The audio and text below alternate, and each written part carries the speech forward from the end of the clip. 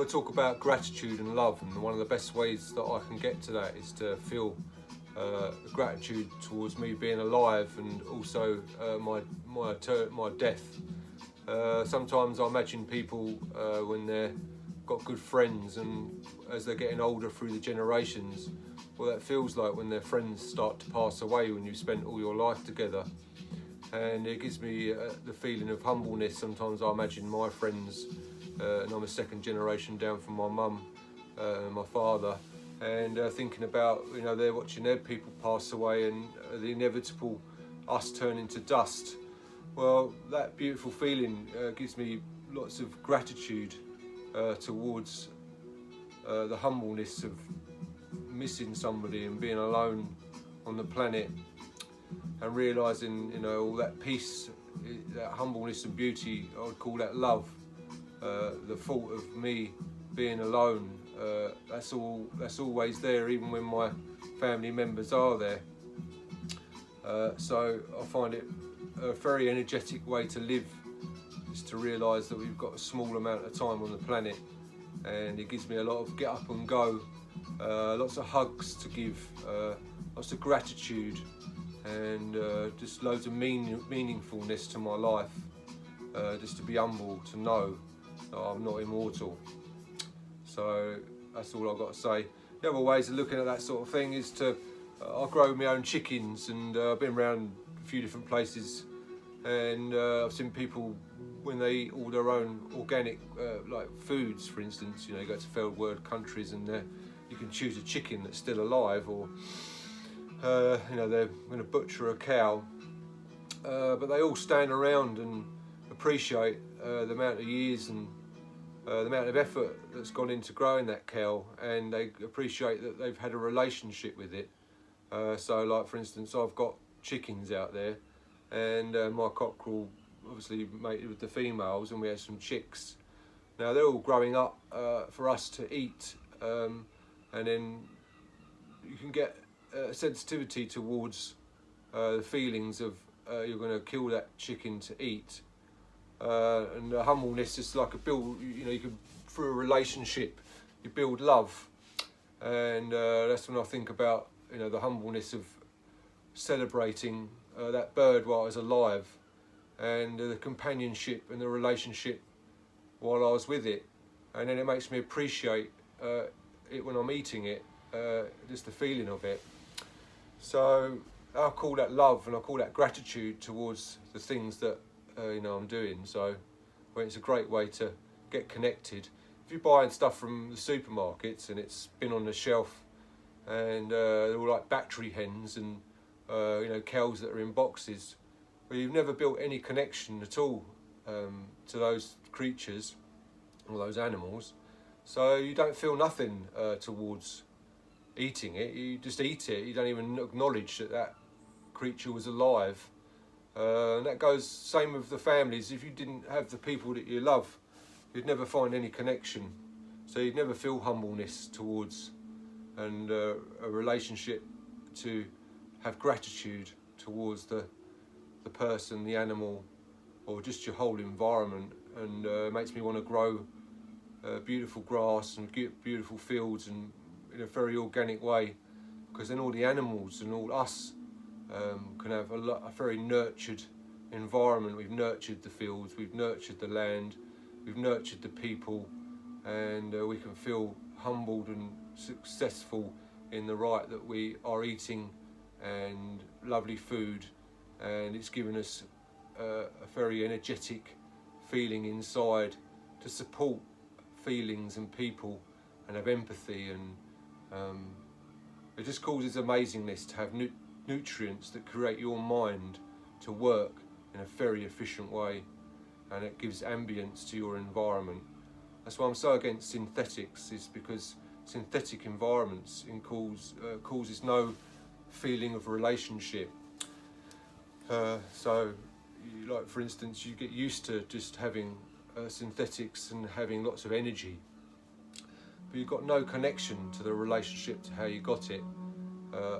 You used to have that and you feel really strong, and even your relationships towards your people on synthetics are all false. because you're not on an organic energy.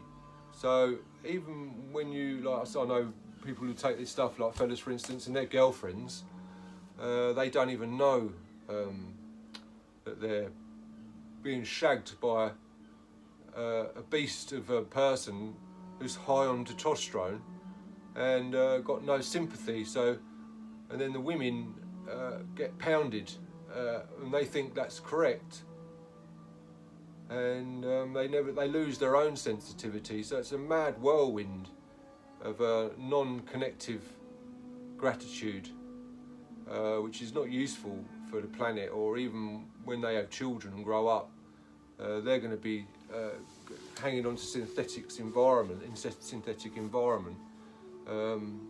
So it's not contagious to a healthy living. And that's my own experiences, you know, like say I'm 48, nearly coming up 49, and I've seen tribes stand next to animals and give gratitude.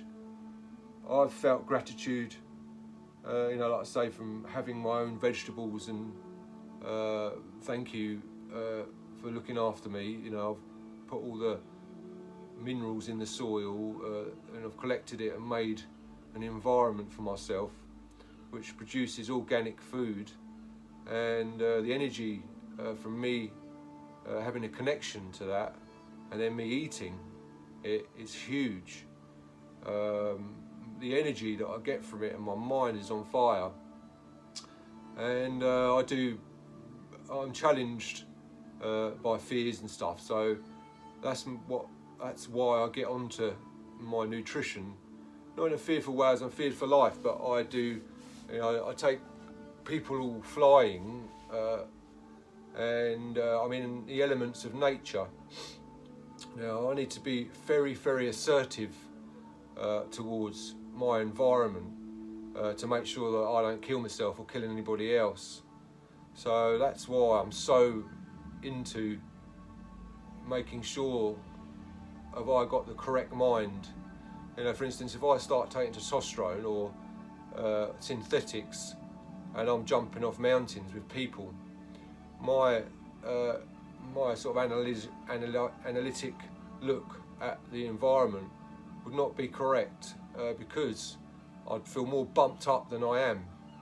So being ambient and being sensitive to my environment creates a very connected environment, and then you can find a very natural path which is very fulfilling, and you find that you don't have so many instances because you are connected.